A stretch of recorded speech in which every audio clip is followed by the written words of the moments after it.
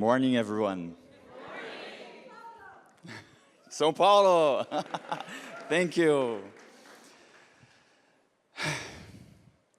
It was never easy.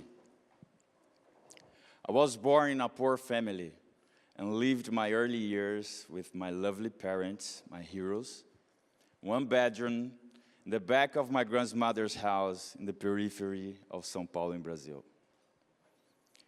Growing up, I had bad examples of relatives always losing their jobs.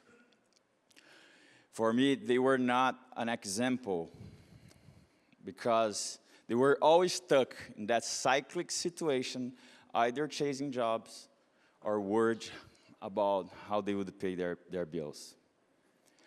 The job was the goal for them, the end, the main objective.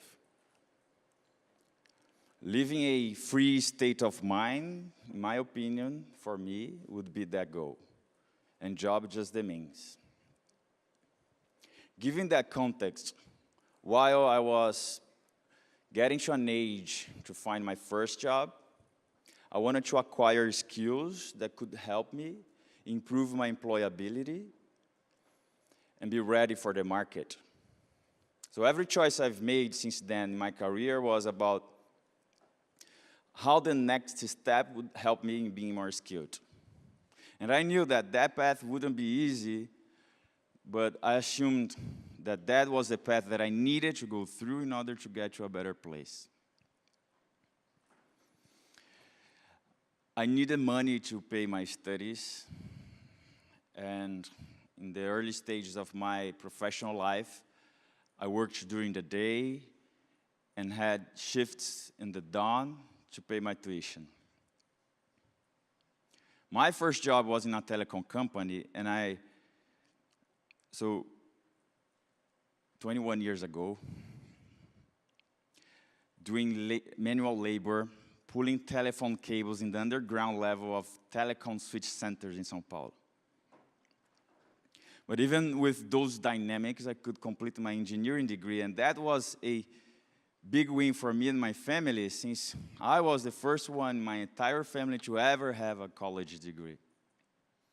Completing that degree put me one step closer to my idea of freedom.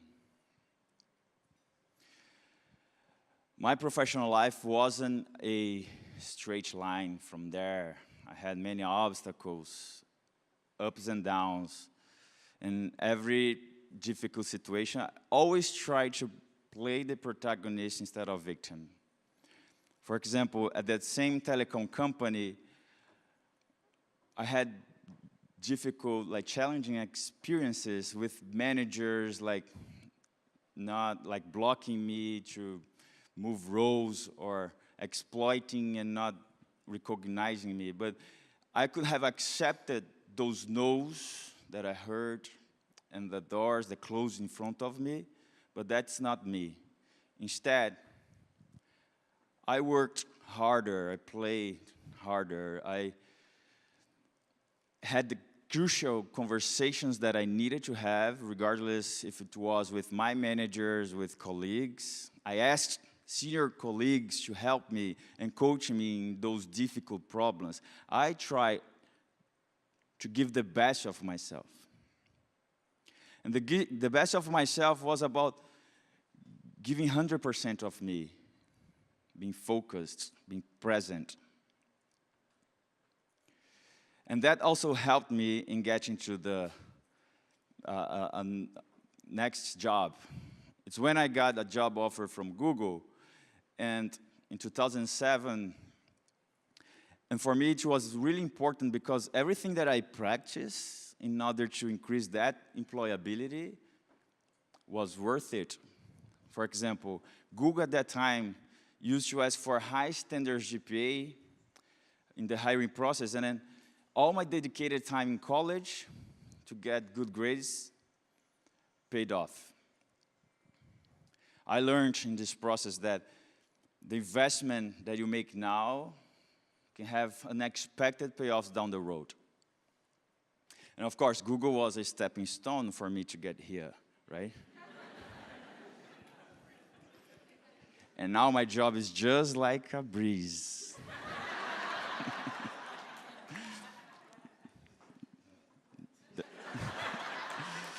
Well, you know that is not. Yeah, so 20 years ago, I was pulling cables, the underground levels, literally having my hands dirty. Today, I'm in the highest peak of my life. So recently, I reached a level in my career that for my family and myself, it was a BFD. A big fucking deal.